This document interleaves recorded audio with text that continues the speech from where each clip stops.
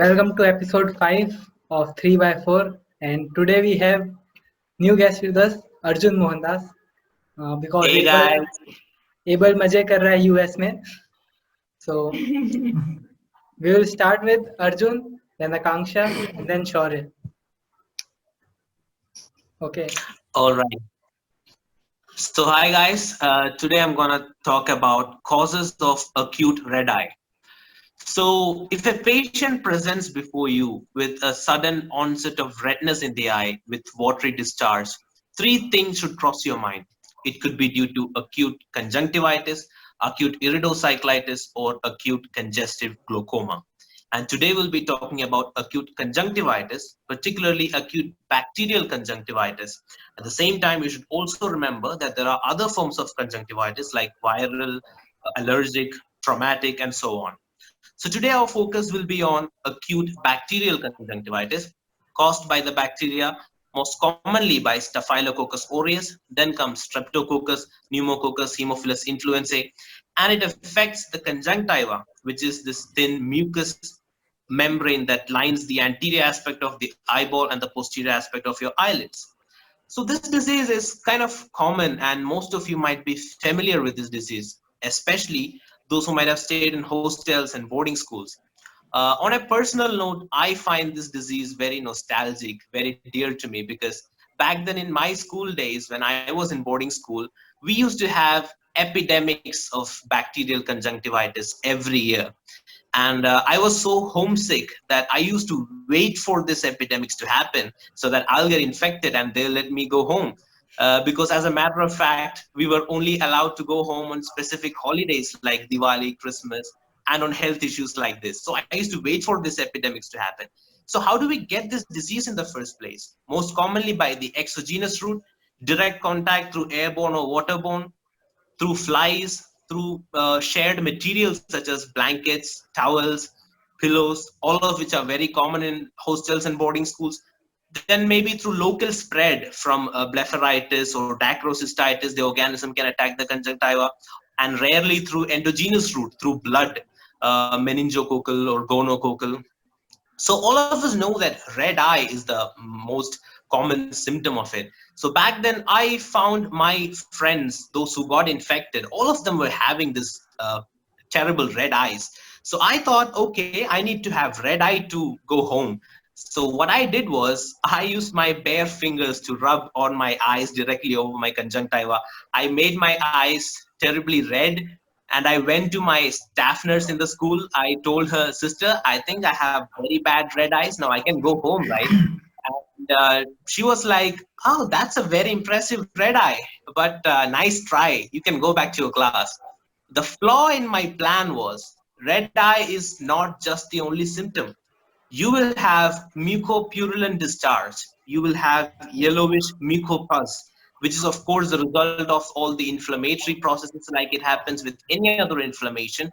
There will be vascular events, there will be cellular events, there will be conjunctival tissue responses. So all those dead epithelial cells, the dead bacterial cells, the polymorphonuclear leukocytes, the mucus, the tears, all of that, they form this mucopus in the eye, this yellowish thing, which you can see on the margins of your eyelids, over the canthi, in your fornices. Sometimes it blurs the vision, but remember, there is no vision loss and the cornea remains clear. And most importantly, when you wake up in the morning, you will find your eyelids to be sticky. You will find this, you could barely open your eyes due to this mucopus sticking together your eyelids. And of course, the redness, we call it fiery red eye.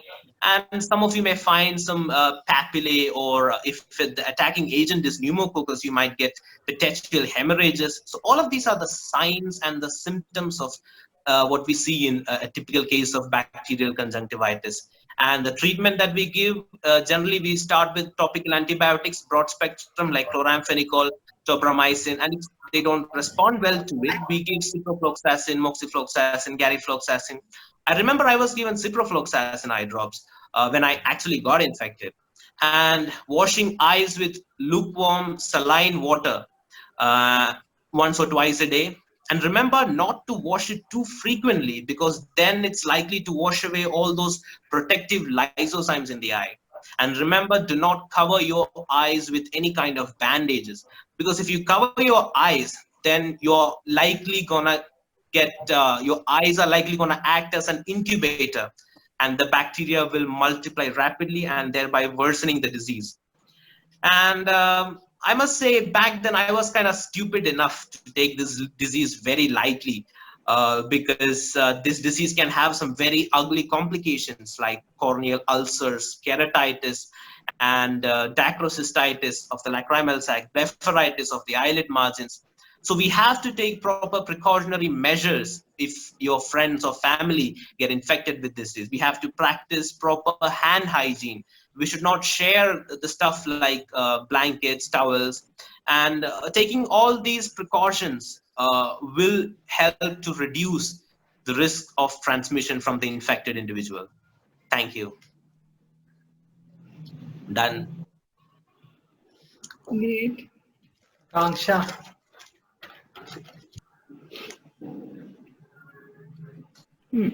Okay, so I'm going to talk about acoustic neuroma. This is also known as vestibular schwannoma, neurilemoma, or eighth nerve tumor.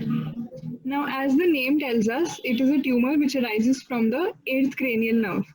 And always it arises from the Schwann cells of the nerve.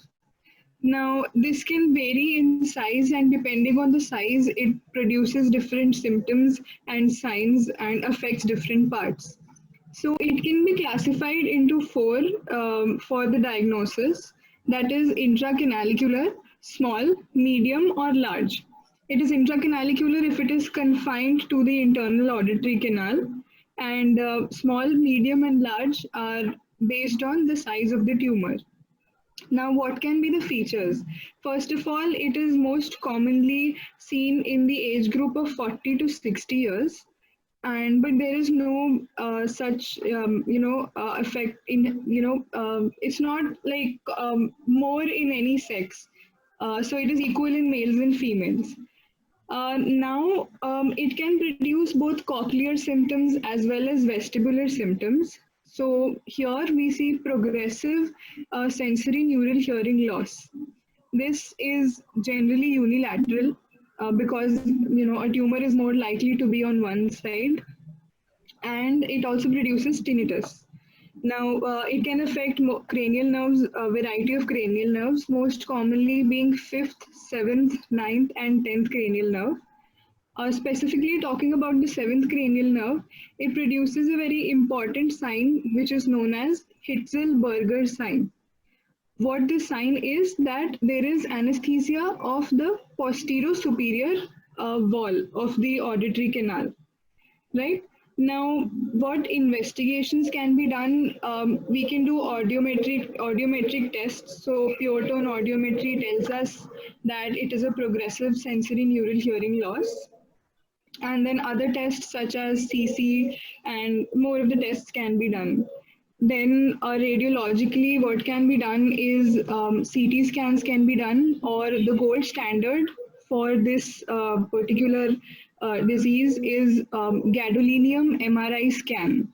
So that is the gold standard for diagnosis. Then coming to the treatment is surgical only, and out of which all of the surgeries, the most preferred is gamma knife or X-ray knife surgery. So this is done by radiations, obviously, and that provides a very good outcome.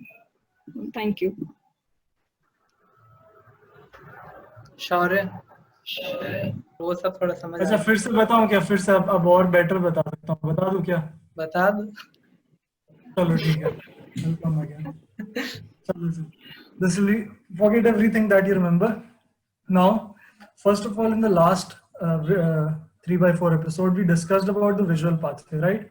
Now, the basics were wherever the image is formed on our eye, the image is always directed to the opposite side. That is, if the vision is formed, light is coming from superior aspect, it will go and form the image on the inferior aspect of retina. Where it's coming from the temporal aspect, it will form image on the nasal aspect. All right, that concept is clear. So similarly, there are two types of fibers, nasal fiber and temporal fiber. This is the first division of the fibers. Further, they are divided into inferior and superior fiber. So there will be superionasal, inferionasal fiber, superiotemporal and inferiotemporal fibers. Now imagine the left eye. The left eye is having two fibers, temporal and nasal.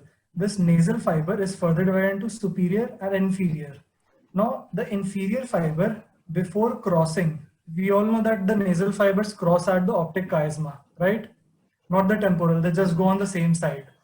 But the nasal fibers cross, but the inferionasal and superiornasal cross at different points.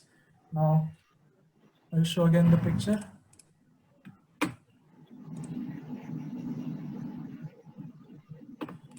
Now you can see these is the nasal fiber, and the inferionasal fiber is crossing already here, but the superiornasal will cross further down here. All right.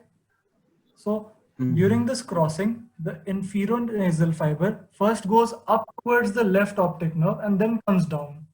So what happens when there's a lesion of the left eye, the superiotemporal visual field effect of the right eye will also occur because the lesion will be here.